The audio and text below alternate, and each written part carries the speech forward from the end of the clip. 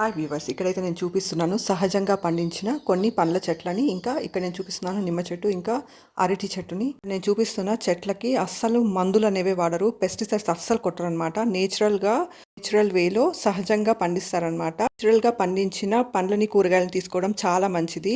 మందులు కొట్టినాయి కానీ తిన్నామంటే ఇప్పుడు షుగర్స్ రావడానికి కూడా వన్ ఆఫ్ ద రీజన్ మందులు కొట్టిన ఆహారం తీసుకోవడమే. అది కూడా ఒక రీజన్ అనమాట. ఇక్కడ నేను చూపిస్తున్న డిఫరెంట్ వెరైటీస్ ఆఫ్ మ్యాంగోస్, ఇక్కడ నేను చూపిస్తున్నాను కాదర్, ఇంకా బేర్నిషా, ఇంకా అన్ని రకాల కలర్ మ్యాంగోస్ అయితే ఇక్కడ ఉన్నాయి. ఇక్కడ నేను చూపిస్తున్నాను, ఇదైతే బెంగళూరు మ్యాంగో. దీన్ని అయితే జ్యూస్ చేయడానికి యూస్ చేస్తారు. ఇక్కడ నేను చూపిస్తున్నాను దానిమ్మ చెట్టుని, పొమోగ్రానైట్ ట్రీని, ఇంకా యాపిల్ చెట్టు. ఇదైతే యాపిల్ చెట్టు. ఇదైతే ఇంకా ఫ్రూట్స్ అయితే ఇంతవరకు కాయలేదు, కానీ చెట్టు అయితే కొంచెం పెరుగుతుందనమాట. ఇంకా different varieties of mango trees అయితే ఇక్కడ ఉన్నాయి. ఇక్కడ నేను చూపిస్తున్నాను ఇంకో కాదర్ చెట్టుని. ఈ కాదర్ కాయలు చాలా టేస్టీగా ఉంటాయి. ఇంకా చాలామందికి అసలు వెలగ చెట్టు ఎలా ఉంటుందో తెలియదు. సిటీస్లో వాళ్ళకి ఇలా ఉంటుందన్నమాట వెలక చెట్టు. వెలక్కాయ అయితే ఇలా ఉంటుంది.